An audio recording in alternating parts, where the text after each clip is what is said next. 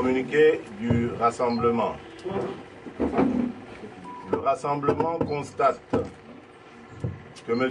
Joseph Kabila a, au mépris de la lettre et de l'esprit de l'accord du 31 décembre 2016, procédé depuis ce 7 avril 2017 à la nomination d'un Premier ministre. En agissant ainsi, M. Joseph Kabila a pris sur lui la lourde responsabilité de se soustraire unilatéralement du dit accord.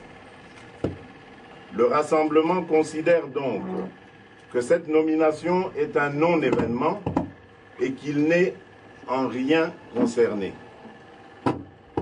Cette décision, qui n'a rien à voir ni avec l'accord ni avec le rassemblement, est une conséquence des tripatouillages du pouvoir en place, organisés autour d'individus instrumentalisés par celui-ci, au service de ses seuls intérêts, pour s'en servir ensuite comme faire-valoir fictif d'un pseudo-rassemblement sorti droit du palais de la nation. Le seul mérite de cette décision est donc d'avoir mis au grand jour la connivence entre la soi-disant dissidence du rassemblement et M. Joseph Kabila. Pour sa part, son ferme attachement à l'accord politique du 31 décembre 2016, par ailleurs soutenu par la résolution 2348 du Conseil de sécurité des Nations Unies du 31 mars 2017. La mise en œuvre effective et intégrale de cet accord, dans lequel l'ensemble de notre peuple a fondé ses espoirs, est à ce jour la seule feuille de route devant conduire à l'organisation des élections libres, démocratiques, apaisées et crédibles, auxquelles M. Joseph Kabila ne peut en aucun cas concourir, et devant déboucher d'ici au 31 décembre 2017 sur la première alternance démocratique en République démocratique du Congo. Le rassemblement indique à cet égard que la finalisation et la signature de l'arrangement particulier sont une urgence nationale pour rendre effectif cet accord. Aucune institution politique aujourd'hui, fût-elle le président de la République, ne peut se prévaloir d'une légitimité démocratique en dehors de la légitimité consensuelle convenue pour gérer de manière inclusive la période transitoire qui nous mènera à l'organisation des élections. Le rassemblement souligne que de l'aveu même de M. Joseph Kabila devant le Congrès en date du 4 avril 2017, les résultats de son action sont catastrophiques sur les plans politiques, socio-économiques et sécuritaires.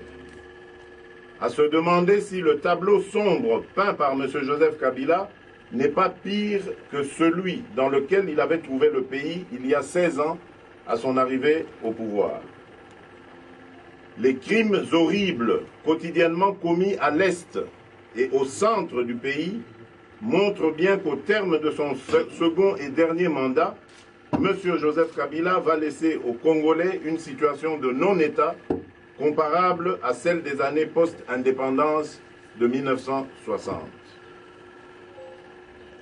Le rassemblement constate que M. Joseph Kabila, qui a perdu toute légitimité comme président de la République depuis le 19 décembre 2016, a délibérément pris le parti de multiplier, en ce moment pourtant critique, des manœuvres politiciennes qui enfoncent davantage la République démocratique du Congo dans le chaos. M. Joseph Kabila s'érige désormais en principal obstacle au processus démocratique, faisant de notre pays une zone d'instabilité et une menace pour la paix et la sécurité internationale.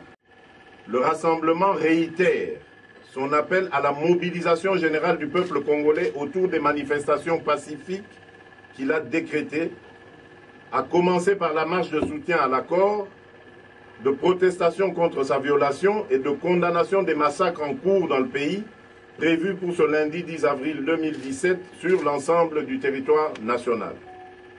La suite de ce programme, qui va s'étendre jusqu'au 24 avril 2017, comprend des actions citoyennes dont notamment une grande initiative en faveur de nos compatriotes qui souffrent le martyre dans le Kasaï.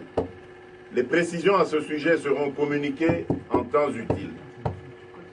Le rassemblement, tout en remerciant le Conseil de sécurité des Nations Unies pour la sollicitude dont il a fait preuve dans la résolution 2348 du 31 mars 2017, ainsi que l'Union européenne pour sa déclaration du 7 avril 2017, lance un appel au secrétaire général des Nations Unies de déclencher des bons offices prévus dans la résolution susmentionnée et à l'Union africaine afin de permettre une mise en œuvre effective et intégrale de l'accord et prévenir ainsi le chaos dans lequel M. Joseph Kabila et son camp politique ont décidé de plonger la République démocratique du Congo et la sous-région. Je vous remercie.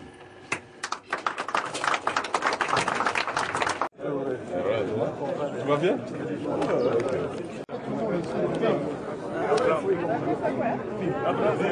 Oui, mon frère. Oui, président.